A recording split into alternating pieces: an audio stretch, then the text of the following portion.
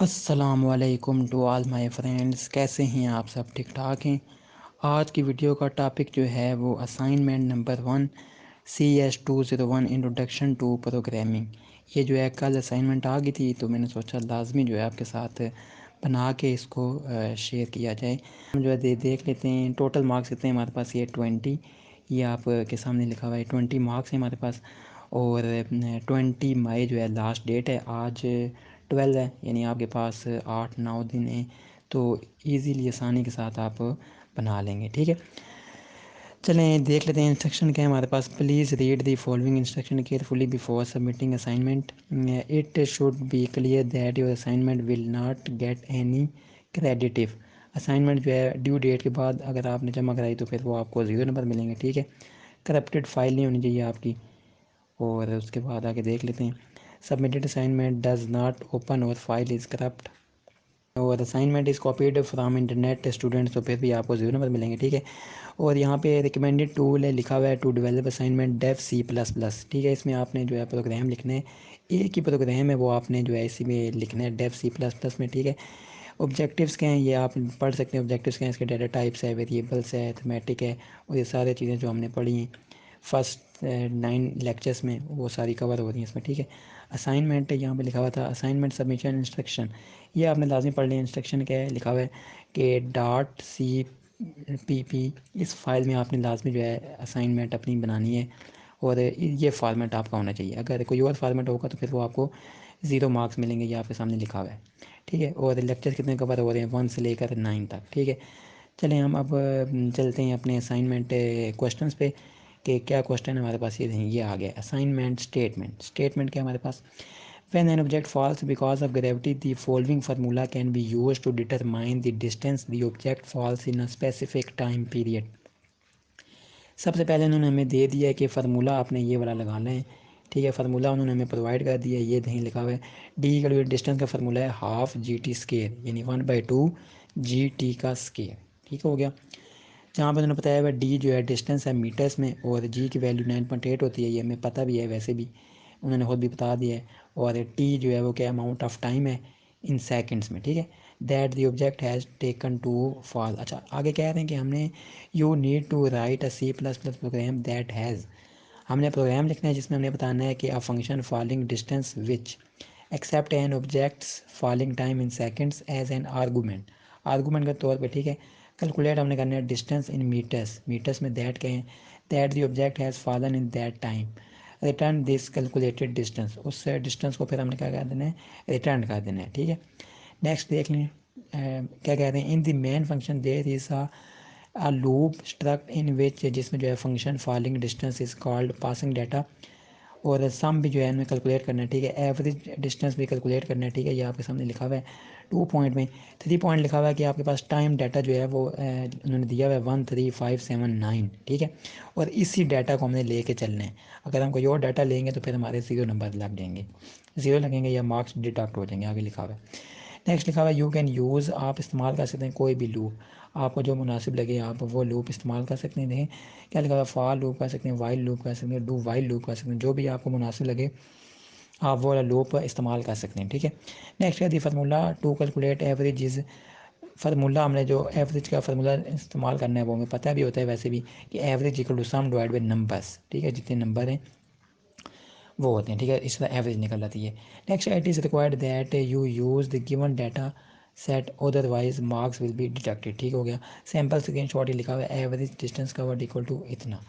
ठीक हो गया, और एवरेज डिस्टेंस कवर्ड यानी ये हमने लाजमी निकालना है, उससे पहले हमने सम भी निकालना है, एवरेज निकालनी है एक एक करके। लेकिन चलें अभी हम अपने सोल्यूशन पे चलते हैं और फिर आपको ज़्यादा जो है वो कन्फर्म हो जाएगा। दें ड्यू डेट कितनी है 20 मई 2023। यहाँ पे हम चलते हैं अपने डेव C++ पे। ठीक है, आपको पता भी होगा डेव C++ कैसे होता है, मैं आपको दिखा देता हूँ। यहाँ पे ना हमारे पास है ये, और ये हमारे पास पड़ा हुआ डेव C++ ये वाला। ठीक है, आपको मैंने वो हाईलाइट किया है तो आपको पता लग गया होगा।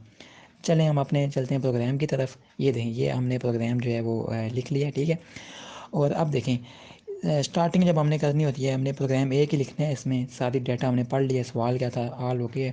हमने अब यहाँ से स्टार्ट करना है कि क्या हमने अपने असाइनमेंट में लिखना है। हमने इसी में असाइनमेंट बनानी है डेव C++ में, ठीक है। तो स्टार्टिंग में जब हम लिखते हैं तो हम क्या लिखते हैं, हैश इंक्लूड IO स्ट्रीम, ठीक है। ये लाजमी होता है, हर प्रोग्राम में लाजमी लिखना है आपने। आपने पढ़ा भी होगा, आपको पता भी होगा, ठीक है। नेक्स्ट है यूजिंग नेम स्पेस STD आगे सेमी कॉलन, ओके हो गया, ये भी लाजमी होता है। उसके बाद डबल फॉलिंग डिस्टेंस, देखिए फॉलिंग डिस्टेंस तो उन्होंने हमें कहा था ना कि ये लाजमी होना चाहिए, ये वाला फंक्शन फॉलिंग डिस्टेंस, इसलिए हमने ये लाजमी रखा है, ठीक है। और डबल क्यों लगाते हैं आपको पता है, एक होता है इंट, एक होता है फ्लोट, एक होता है डबल, ठीक है। इंट होता है इंटीजर के लिए और फ्लोट होता है पॉइंट वाली फॉर्म के लिए, डबल होता है कोई बड़ी वैल्यूज़ को फाइंड करने के लिए कि जिसमें ज़्यादा वैल्यूज़ आ जाएँ, नाम से वो फाइंड होता है ना कि डबल, ठीक है। चलिए आगे चलते हैं, आगे क्या डबल टी, ठीक है, डबल ले लिया हमने टी, क्योंकि टी क्या था, टी का स्केयर, ठीक है ना, तो वो ये इसलिए कहना चाहते हैं कि बड़ी वैल्यू ना आ जाए, तो इस वजह से। नेक्स्ट देखें क्या लिखा हुआ है, constant double G equal to 9.8, ये जो होता है 9.8 ये क्या होता है, ये होता है कांस्टेंट, इसलिए भी इसके पीछे हमने क्या लिख दिया कांस्टेंट, ताकि हमें थोड़ा सा पता लग जाए कि कांस्टेंट वैल्यू है, ये पक्की वैल्यू यहाँ ही खड़ी रहेगी, 9.8 होती है, ठीक है।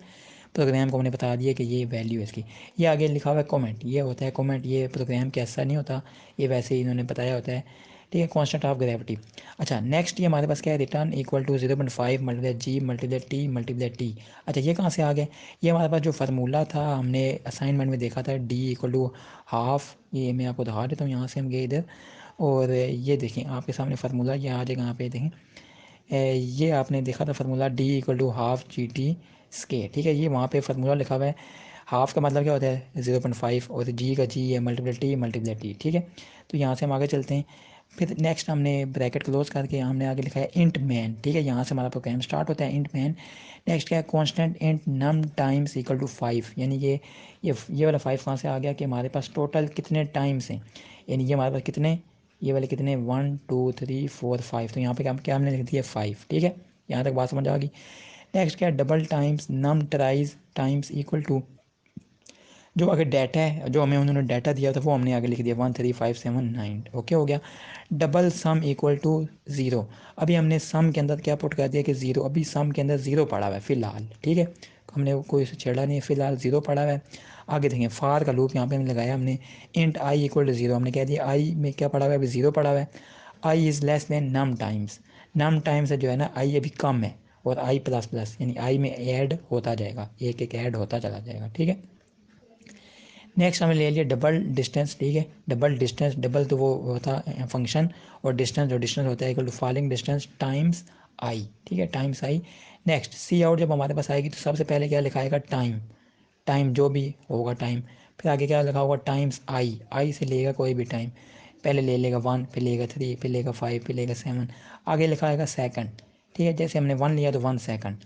आगे आ जाएगा डिस्टेंस, डिस्टेंस से क्या मुराद है, डिस्टेंस जो हमने ऊपर फाइंड किया होगा कि 0.5 मल्टीप्लाई जी मल्टीप्लाई टी का स्केयर, वहाँ से जो भी फाइंडिंग होगी आंसर आएगा वो डिस्टेंस में ऐड हो जाएगा, आगे लिखा आ जाएगा मीटर, यानी इतने मीटर यहाँ आंसर आ गए, और एंड एल आगे हो जाएगा, ठीक है। नेक्स्ट देखें, next sum plus equal to distance. अच्छा इसका मतलब क्या होता है कि सम जो है वो इक्वल किसके है, ये देखें इसका मतलब क्या होता है कि सम इक्वल है, sum equal sum plus distance, sum में क्या पड़ा हुआ था अभी 0, और डिस्टेंस क्या आया था वहाँ से जो आंसर आया था इस वाले डिस्टेंस का कि 0.5 मल्टीप्लाई जी मल्टीप्लाई टी का स्केयर, जो आंसर आया था वो यहाँ पे लगेगा इसके साथ, और प्लस होगा सम के साथ, सम में 0 है, ठीक है, समझ गए ना बात को। तो आगे क्या हो देखें, डबल एवरेज, अच्छा वो हमने निकाल के फिर हमें निकालनी है इसकी एवरेज में निकालनी है, फिर हमने ले लिया ये डबल एवरेज इक्वल टू क्या फार्मूला होता है, sum divide by num tries, यानी सम तो और divide by num tries. Next है C out average distance, average जो यहाँ से एवरेज हमारी निकलेगी, और आगे एम, ठीक है, एंड एल कर देंगे आगे रिटर्न 0, और ये रिटर्न 0 हो जाएगा, और यहाँ पे प्रोग्राम हमारा यहाँ तक एंड हो जाएगा, ठीक है। चलिए इसकी मैं आपको आउटपुट भी दिखाता हूँ कि क्या इसकी आउटपुट आएगी और किस तरह आएगी। हम चले गए यहाँ से एग्जीक्यूट पे, और यहाँ से हमने करना है compile and run, compile and run जैसे ही करेंगे तो ये प्रोग्राम हमारा चलेगा, और ये देखें आपके सामने जो है ये आउटपुट आ गया, देखें टाइम 1 सेकंड, पहले लिखा हुआ है टाइम 1 सेकंड 4.9, ठीक है, 3 सेकंड का कितना है 44.1, 5 सेकंड का कितना है 122.5, 7 सेकंड का 240.1, 9 सेकंड का 396.9, एवरेज डिस्टेंस का 161.7 मीटर, ठीक है। तो हमने क्या निकालनी थी, एवरेज भी निकालनी थी, उसके बाद सम भी निकालना था, तो ये सारी चीज़ें हमने निकाल ली हैं इसमें। तो इसमें अगर कोई आपको मसला है, परेशानी है, तो नीचे लाजमी कमेंट करें, तो लाजमी आपको जो है मैं इसमें बता दूँगा कमेंट में। व्यू के वाले से आपको कोई भी मसला परेशानी है तो नीचे लाजमी कमेंट कर दें, तो इंशाल्लाह